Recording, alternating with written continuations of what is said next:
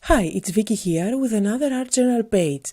This is a project that I did when I was guest designing for Simon Says Stamp about a week ago, so I'm just posting it on my own channel in case you haven't seen it. Today I'm working on my Dilutions art journal and I'm going to apply directly on the pages acrylic paint. The acrylic paint that I'm using is Distress Paint by Tim Holtz and I am applying everything with a baby wipe. I have started with my lighter color, which is Wild Honey, and then I am going on the edges only and applying a little bit of Rusty Hinge. Now I am doing the blending directly on the page with the baby wipe, and just because the baby wipe is a little bit wet, the blending is really smooth. I am going to finish off the background with some vintage photo only at the edges. By the way, I haven't prepared the pages by applying gesso. I am working with my distress paints directly on the page. That's because I am working on my Dilutions art journal and the pages are nice and take medium beautifully. Now, depending on the art journal that you are working on, you might want to use gesso before you apply acrylic paint. To make my background more interesting, I will be using this Impression Obsession stamp, and this is a big stamp and it's called Passport Stamps. I am going to apply some archival ink and stamp directly on the pages. I will not get a perfect impression just because I'm working on a bulky art journal, but just because this is going to be my background, I really don't care if I have a perfect impression. And I am going to continue stamping until I have covered both my pages. Now that I am happy with my background, I am going to create a frame. I always like to have a darker frame around my layout, and to do so today I am using Distress Ink. I am applying Vintage Photo with my blending tool, and I am also going to apply just a little bit of black soot only at the very edge of both the pages, and this is going to make all the edges more defined. And now let's have fun with masking. I am going to create a frame around my layout using this mask, and I am going to apply black soot distress paint with a sponge. And if you do that instead of directly applying it with a dabber, then you have better control of how much paint you apply through the stencil. I am also going to do it directly, as you can see here, but if you go ahead with this technique, you need to make sure that you don't squeeze the bottle at all, otherwise you will get too much paint which will go underneath the stencil and you will not have a good impression. I am going to repeat this technique around the edges, which is going to leave me at the end with a nice frame made out of words. Also, just to remind you that you can find a full list of all the supplies that I'm using today in the description area as well as on the blog. I am using my heat gun just to speed up the drying process, and I am going over my stamping only at the center with my lighter color just to mute it down. Today I have used my Silhouette digital cutter and I have cut out all those little monuments from different places as well as this globe. This globe is actually a Hero Arts digital file, but if you don't have a digital cutter, then you can just print out from the internet a globe and cut it out with your scissors, or if you have, you can use a scrapbooking paper with a globe design.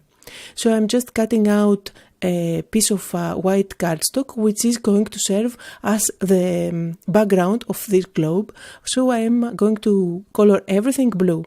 I am starting with my lighter color, and that's peacock feathers, which is going to make it nice and vibrant, but just because I am going with a vintage look for my page, I am going to darken things up. So this is where I am going to blend two more colors by Distress Paint, so that's Mermaid Lagoon and Salty Ocean. I am blending everything directly on my design by using a baby wipe. I am also going to dab all around the sea just to make it more distressed looking. I'm making sure that everything is nice and dry, and now I am going to add some texture just to make it more imperfect. So I am using one of those stamp textures by Tim Holtz and I'm going to stamp with archival ink. I'm not going for a perfect impression, I just want to add some texture there.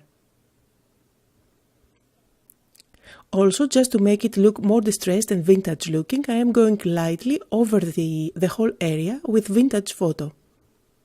So this is now muted down. So you can see how you can start with something bright and colorful and turn it into something vintage looking. So again, I have started out with light green and now I'm making it darker. I started with mauve lawn, darken it up with some forest moss, and now I'm just applying a little bit of vintage photo with my blending tool around the edges, just to make them pop even more. And what is going to make this look even more dimensional is adding a little bit of black soot on the edges. So now my globe looks even more distressed and vintage looking. And again, just like I did with the sea, I am going to add some texture with the same stamp.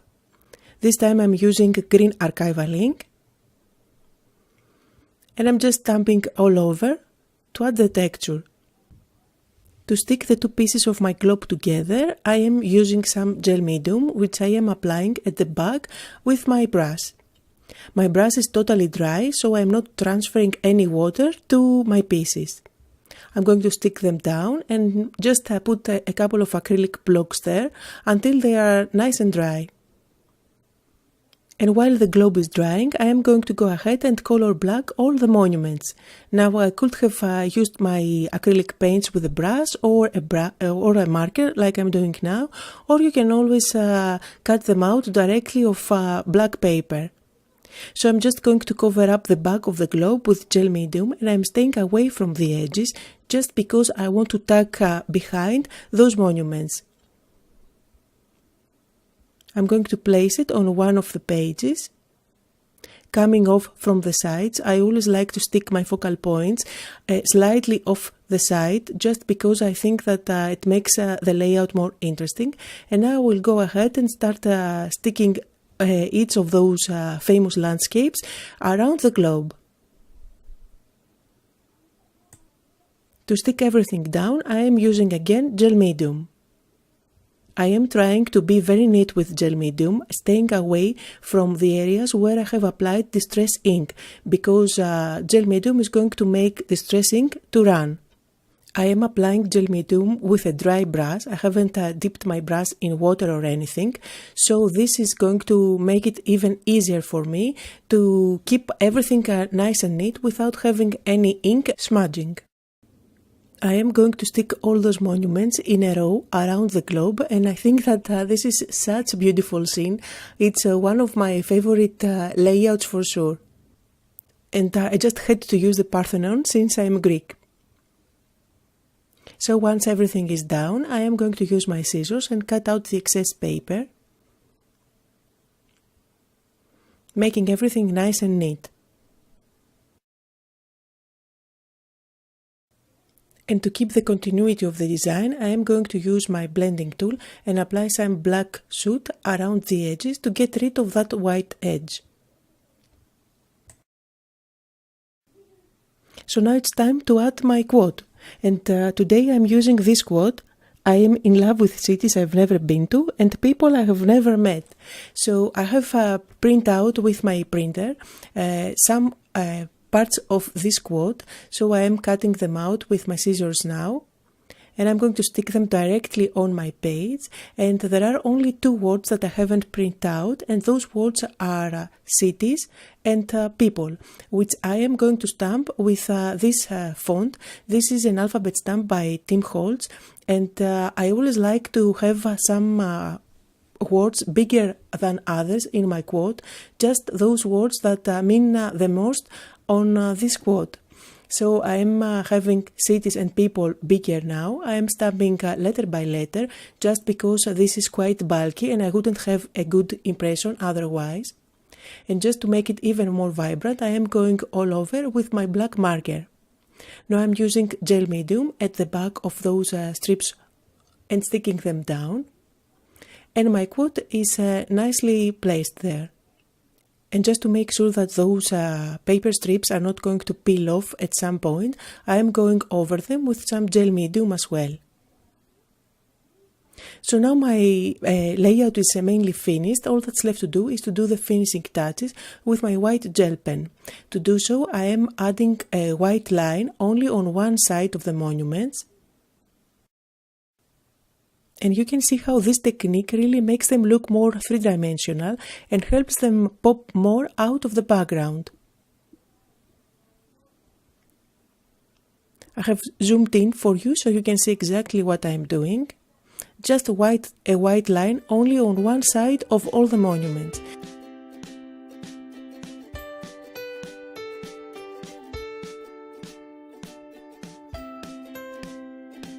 And I am going to do the exact same technique on the letters,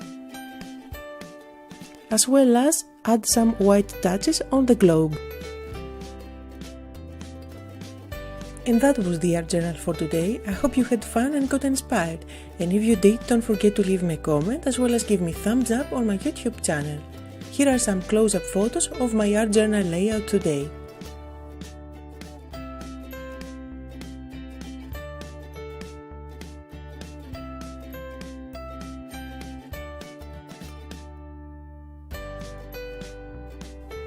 And if you need more inspiration, here are 2 more art journal layouts that I did a while back.